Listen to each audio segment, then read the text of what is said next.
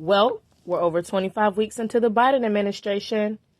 And man, what a time to be alive. Last week, we left off with our foot in the CDC's ass for not getting their story straight on COVID. For a year and a half, we have been like babies tossed to and fro by every wind of doctrine surrounding the coronavirus. People should not be walking around with masks. There's no reason to be walking around with a mask. These face masks are the most important, powerful public health tool we have. They work, and they are our best defense. I might even go so far as to say that this face mask is more guaranteed to protect me against COVID than when I take a COVID vaccine. Therefore, if you've been fully vaccinated, you no longer need to wear a mask. Let me repeat, if you are fully vaccinated, you no longer need to wear a mask. After your last dose, you can shed your mask. You're okay. You're not going to get COVID if you have these vaccinations. And despite following the CDC's guidelines and the entire U.S. population being vaccinated according to Biden, well over, what's the number again? I remind myself, 350 million Americans have already been vaccinated. They're doing fine. COVID numbers are still skyrocketing, and eyebrows are starting to raise. Either we're doing something wrong, or something is just not right. The CDC confirmed those thoughts after suggesting that we go back to square one, whether you have been vaccinated or not. To continue to have community transmission, we must also maintain public health measures we know will prevent the spread of this virus.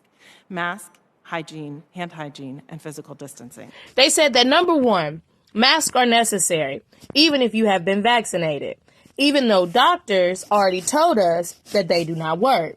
We know what works. These don't work against viruses. Regular masks don't work. That's simply what it is. It's been shown many times. It's nothing to do with COVID. COVID doesn't even factor into the equation because for years we've been looking at these issues. Number two, mask and social distancing is still recommended, even though Obama threw a huge birthday party with no mask in sight, and Lollapalooza was packed to the brim with the likes of Chicago Mayor Lori Lightfoot, unmasked, in attendance.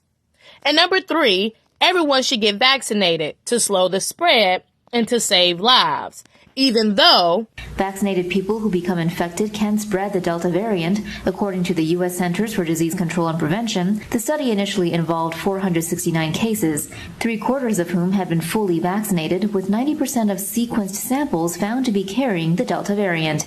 On that basis, the CDC says it has changed its advice on mask wearing for vaccinated people, recommending that they wear masks indoors in any area with significant spread of the virus.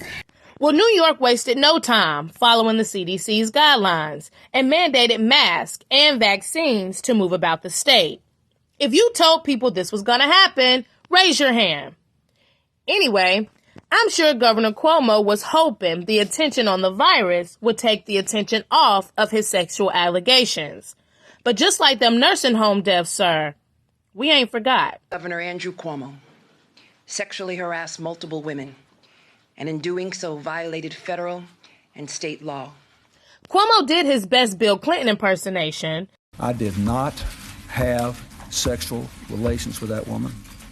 And said it was all a big misunderstanding. But ultimately, Cuomo ended up resigning. The best way I can help now is if I step aside and let government get back to governing. But I'm not happy. Cuomo resigning makes it look like the decision was his to leave, instead of the people wanting him fired and not collect his pension. That's a complete waste of money. Like, why do we keep spending money we do not have? Take, for example, the second half of the infrastructure bill. The Senate has lost their damn minds, passing a massive $1 trillion infrastructure bill that is going to fall on the citizens' shoulders for years to come. Amnesty for illegal immigrants, high-speed internet for prisoners, increased welfare, and of course, climate change, and pushing for electric cars, which I'm sure is made in China. Like, why are we being mandated to pay for these things? Well, let's play a game. If the government at the end of the year said, I have a check for $2,000 that you've paid in taxes, you can take it home, or sponsor an illegal immigrant, or pay for a prisoner to use the internet. Which one are you choosing? Now do you see why we don't have a choice? Taxation is theft, and Biden knows these tax hikes will create inflation and trickle down, and the increase on goods and services are going to cripple the economy. But yet he stands there and labels this economic recovery? Yeah, okay. While anyone would think Joe Biden would do well handling foreign affairs when he can't even handle things on the home front is beyond me. Afghanistan is the next country up, asking for help from their failing government and the Taliban takeover, after Biden decided to abruptly pull U.S. troops out of Afghanistan to meet his deadline. The Taliban have taken over, confiscating U.S. weapons and intelligence in the process, and many of Afghanistan's citizens have been captured, tortured, and killed. It's no secret that the plan has been to pull troops out of Afghanistan for some time. Afghanistan is a total and complete disaster.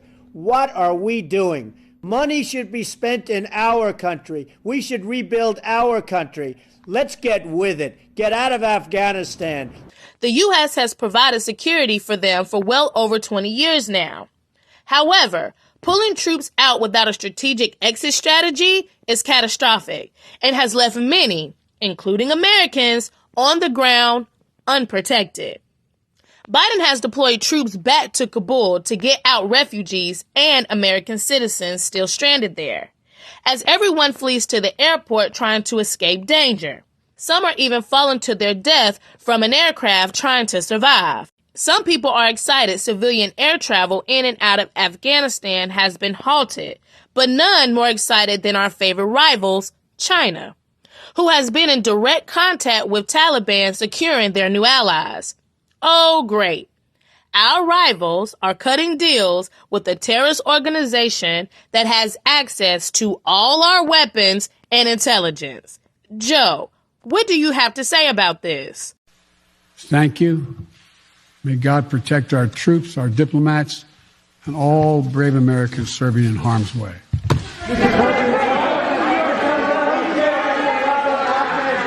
Listen, I'm no conspiracy theorist, but honestly, if you're not connecting the dots on what's happening by now, I don't know what to tell you. I guess only the strong will survive. But as always, good luck.